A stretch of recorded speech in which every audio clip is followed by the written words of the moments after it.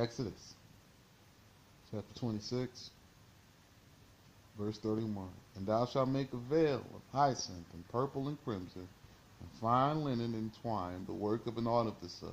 Thou shalt make it with the figures of cherubim, and thou shalt range it upon 4 pillars of cedar, covered with gold, their hooks of gold upon 4 bases of silver. And thou shalt place it under the veil, under the taches, and bring it thither within the veil of the ark of the testament. Thou shalt spread the veil for you between the holy of holies, between the holy and the holy of holies. And thou shalt place the mercy seat with the kerubiah, produced of a beaten work, for it for hold on. Thou shalt place the mercy seat with the kerubiah produced of beaten work for it in the holy of holies. And thou shalt set the table outside of the veil, and the candelabrum over against the table on the southern side of the tabernacle. And thou shalt arrange on the northern side, but the table thou shalt arrange on the northern side. Okay, let me clarify that. All right, so the candelabrum, when you come in, so you come in from the east, the candelabrum goes to the left, south, right? Because your back is to the east. So you walk in, the candelabrum to the left, to the south side, and the table is going to be on the right, on the north side. All right? And thou shalt make a curtain for the door of the tabernacle of hyacinth, purple, and crimson, and fine linen twine, the work of an embroiderer. So now he's being specific. He wants it embroidered. And thou shalt make for the curtain 5 pillars of cedar, and cover them with gold, and their nails shall be of gold. And thou shalt cast them,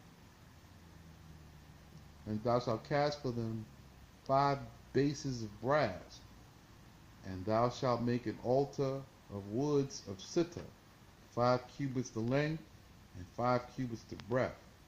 Square shall be the altar, and its height 3 cubits. And thou shalt make its horns upon its 4 corners. The horns shall be of it. They shall rise upward, and thou shalt cover with it brass, and thou shalt make its pots, and carry away its ashes, and its shovels, and its basins, and its thuribles. All of the vessels thou shalt make of brass. So now we're talking about, this is the brazen altar. It's made of brass, and all of its tools are made of brass. All right. So this one, and thou shalt make for it a network of brass, and upon the network of 4 brass rings upon its 4 corners. And thou shalt place it under the surroundings of the altar beneath the network. May be in the middle of the altar, that if any fragment or fiery coal from the altar may it fall upon the grate, and do not touch the ground. So this is the brass altar, and so the fire is not on the ground, the fire is on this grate. And so all the hot coals and everything is on this great work, and it's on brass, and this is how it works. And thou shalt place it under the surroundings of the altar, beneath the network, may be to the middle of the altar, that if any, okay, I read that already. And thou shalt make staves of sittim wood, and overlay them with brass. And thou shalt place the staves within the rings, and the staves shall be on the 2 sides of the altar, and carrying the altar. Hollow with boards filled with dust shalt thou make it, according to what showed thee in the mountain. So shall they make it. And thou shalt make the court of the tabernacle for the southern side, shall be hangings of fine linen twine, 100 cubits in the length for the one side, and its pillars 20, and their foundations 20, of the brass, the looks of the pillars, and their rods of silver. So this is the brazen altar made of brass. The foundations, the pillars are 20, the foundations are 20, and the looks of the pillars and their rods of silver. And so for the northern side, for the length, the hangings of 100 cubits long, and their pillars 20, and their foundations 20, of brass, the hooks of the pillars, and their rods of silver.